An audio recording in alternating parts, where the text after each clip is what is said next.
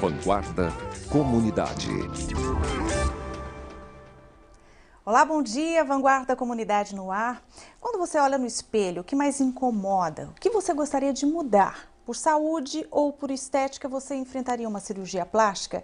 Pois esse é o tema do Vanguarda Comunidade desse domingo, e aqui no estúdio da TV em Taubaté a gente bate um papo com o cirurgião plástico João Menezes, que trabalha aqui em Taubaté e também em São José, né, doutor? Sim, nós temos duas clínicas, uma aqui e outra em São José. Obrigada pela participação, por aceitar nosso convite e vir aqui agradeço. Hoje para falar de um tema que é tão interessante, né? E hoje quem não sonha, né, em mudar alguma coisa, é difícil a gente até ver quem não gostaria, né? Alguma coisinha tem sempre para mudar, tem, né?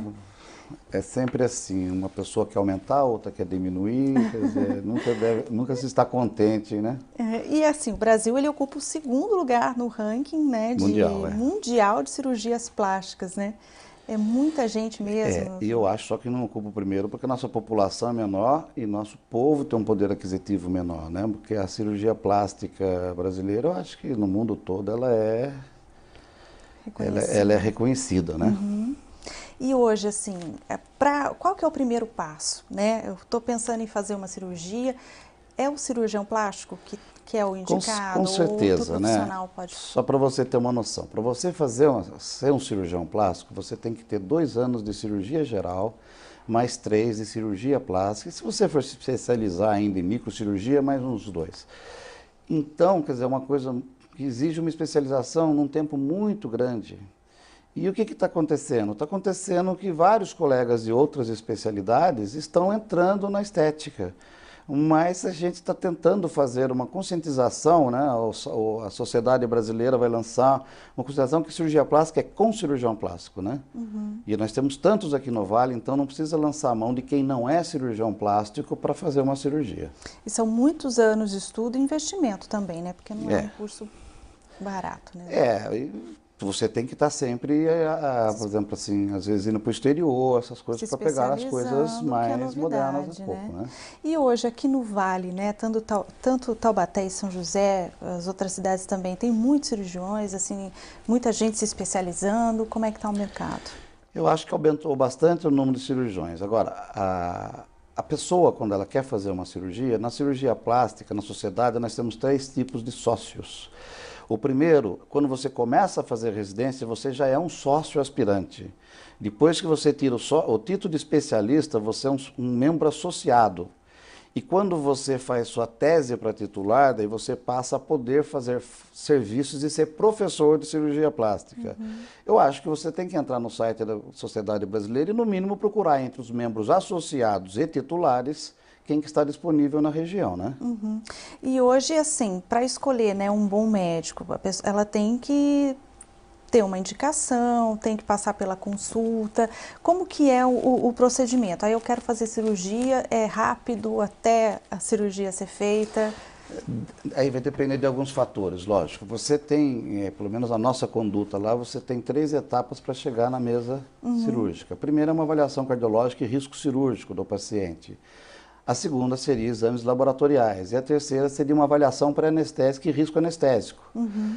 Porque qual que é a vantagem da cirurgia plástica? Operar uma pessoa que não está doente. Então, nós não podemos correr riscos desnecessários, tá? Uhum. Existe a fatalidade, mas vamos supor, nós temos 98% para dar tudo certo e 2% para dar errado, porque a medicina não é uma ciência exata. Uhum. Mas, por exemplo, você agindo dessa maneira, muito pouca complicação você tem. No serviço de Santos que eu participava, tem mais de 80 mil cirurgias, sem grandes novidades, entendeu? Aqui nós já temos o quê? Na clínica, umas 20 mil cirurgias também.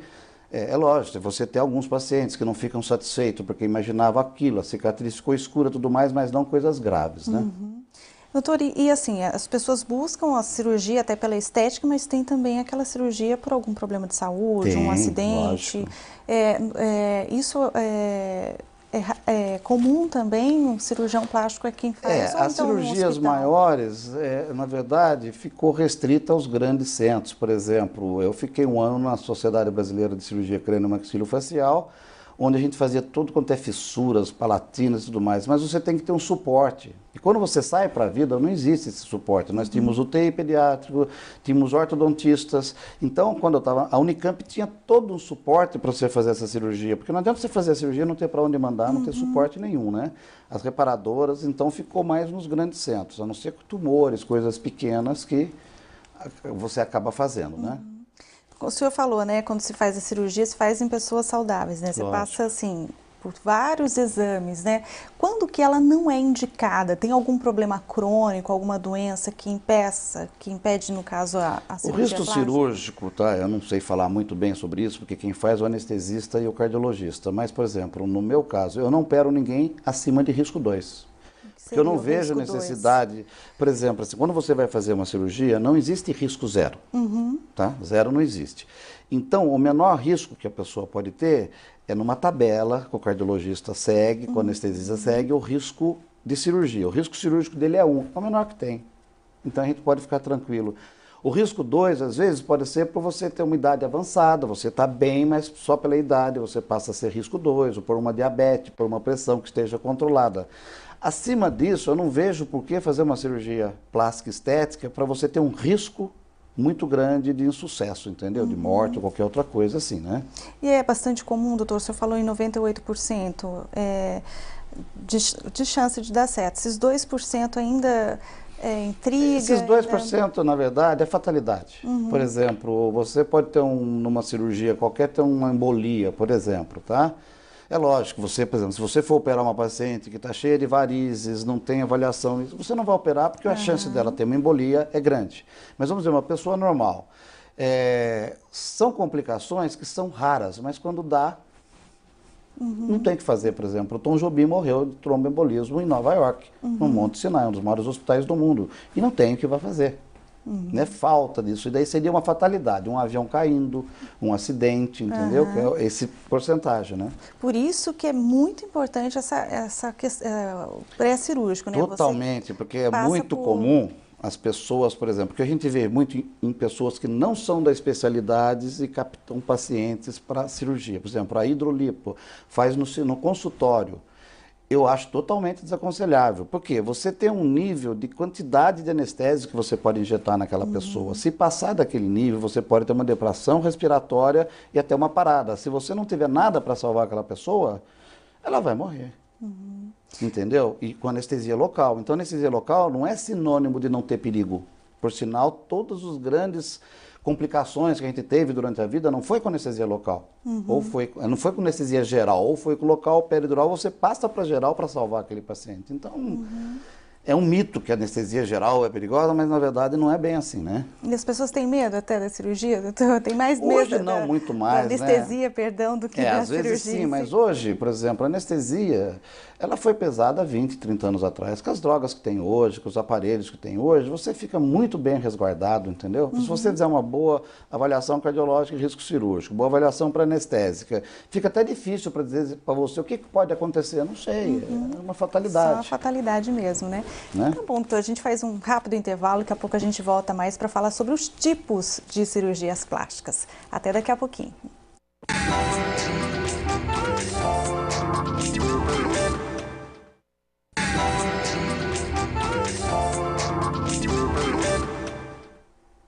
Vanguarda Comunidade, hoje falando sobre cirurgias plásticas. O verão tá aí, né? Já estamos no comecinho de janeiro, tem muita gente em busca de cirurgias para um resultado rápido, né? A gente está aqui hoje com o Dr. João Menezes, ele é cirurgião plástico aqui em Taubaté, também em São José dos Campos.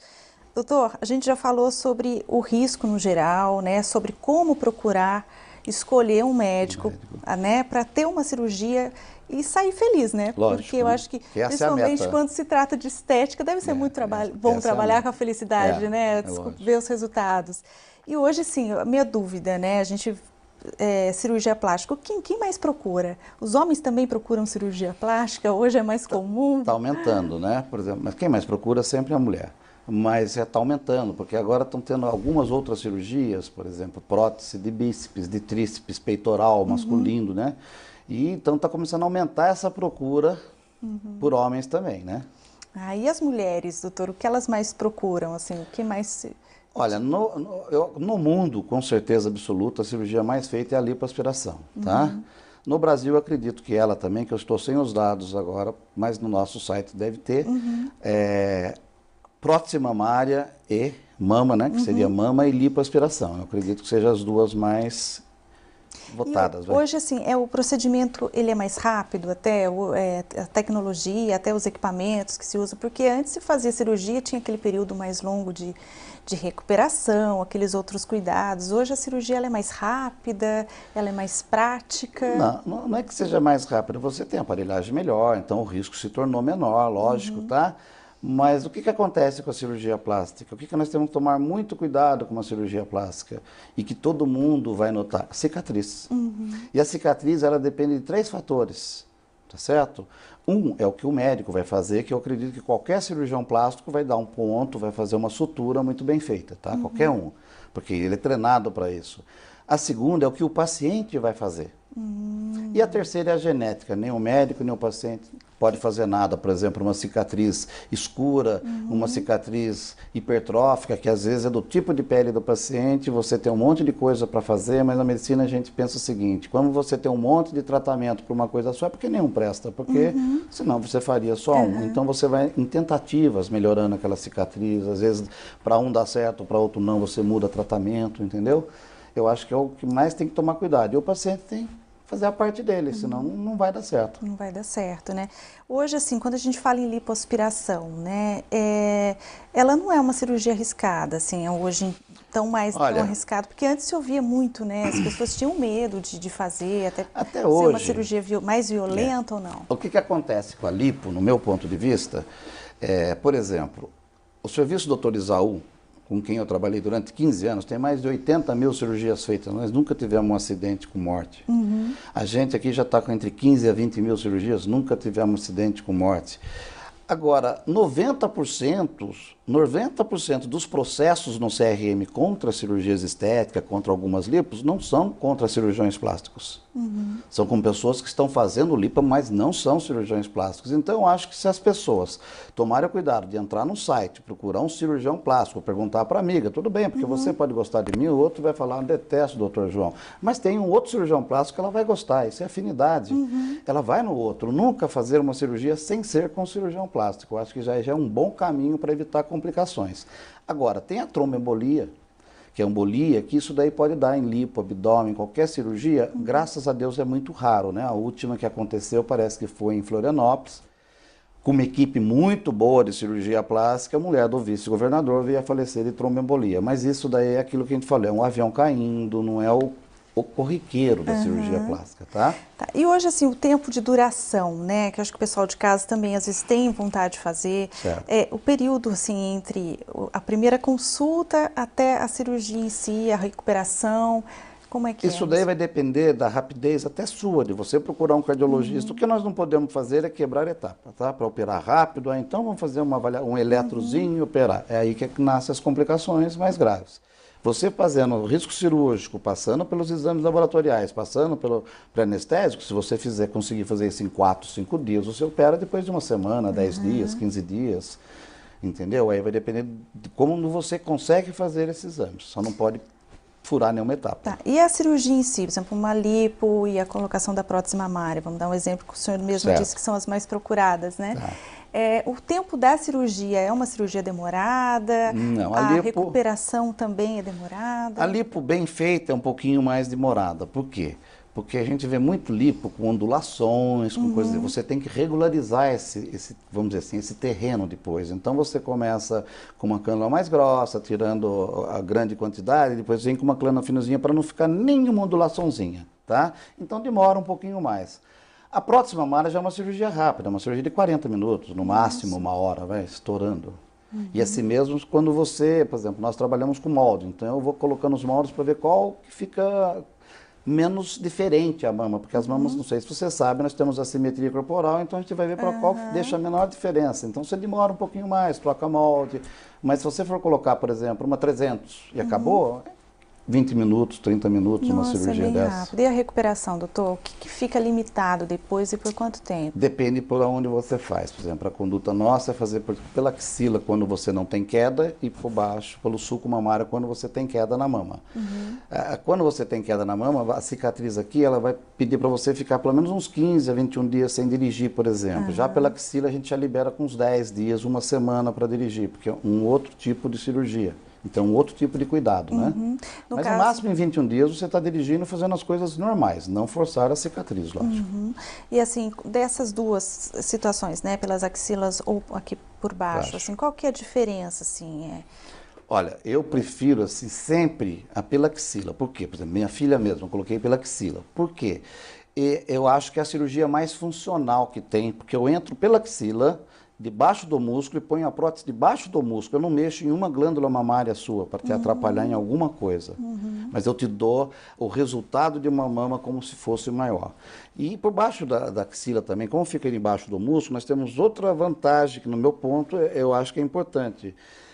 Você tem as complicações de prótese, pode chegar a ter que tirar essa prótese. Quando você põe pelo músculo e tira pelo músculo, a mama volta a ser exatamente o que era antes.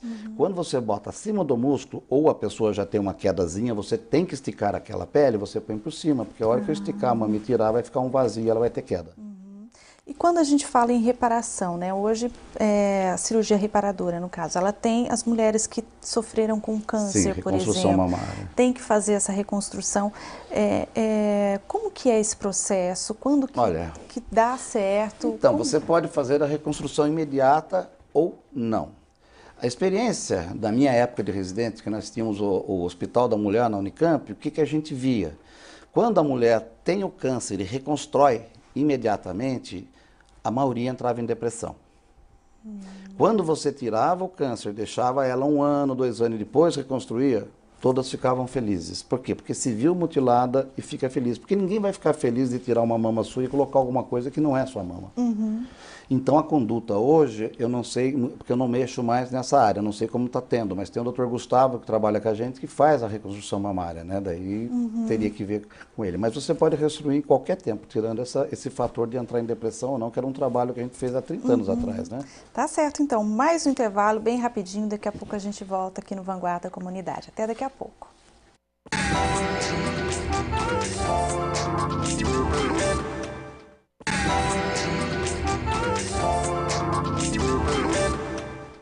Último bloco do Vanguarda Comunidade aqui no estúdio da TV em Taubaté. A gente está falando sobre cirurgia plástica, aprendendo um pouco mais com o cirurgião João Menezes, ele é aqui de Taubaté e também de São José dos Campos. A gente já viu então, né, doutor, que a prótese mamária e a lipoaspiração são as cirurgias mais procuradas. A gente já sabe que as mulheres são as mais vaidosas, né?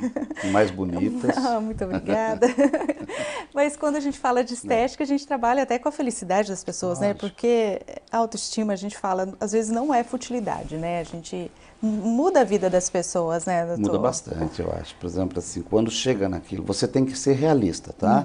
Porque às vezes a pessoa vai fazer uma cirurgia estética imaginando alguma coisa que não é real. Tá? Você tem que estar mais dentro da realidade possível, que daí você vai sempre ficar feliz. E tem que, é aquilo que o senhor falou, né? Cuidar da manutenção. Lógico. Né, do pós-cirúrgico. Nós envelhecemos a cada minuto, né? Então, quando você faz uma cirurgia plástica, é para aquele momento, dependendo do que você vai fazer, você vai envelhecer mais rápido, menos rápido, vai perder um pouco o resultado dessa cirurgia. O senhor falou envelhecimento, vamos pegar nas duas pontas então, né? O adolescente hoje, o jovem, tem procurado bastante a cirurgia plástica? E a partir de que idade é permitido fazer? Ou não tem nada a ver? A cirurgia estética, vamos falar sobre estética, vai.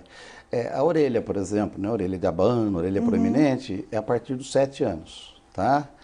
Normalmente o jovem também procura cirurgias de nariz, que também é a partir dos 15 anos. E hoje tem uma procura imensa de cirurgia para prótese mamária, que normalmente é no jovem, a maioria, né? E hoje, assim, para um jovem passar por esse tipo de cirurgia, no caso a prótese, né? Certo. Tem uma idade, tem que ter autorização? O ideal é depois dos 18 anos que a mama já vai estar mais ou menos formada, não vai crescer mais. Mas é lógico, você vê alguns casos que com 16, 15 anos você vê que não vai ter mama, mas o ideal é depois dos 18, né? Ah, então tá. E assim, é mais arriscado para o jovem? Não tem nada a ver? Não, o metabolismo também? do jovem é bem melhor. Eu Ah, acho é? que é até menos arriscado. Quanto cicatrização.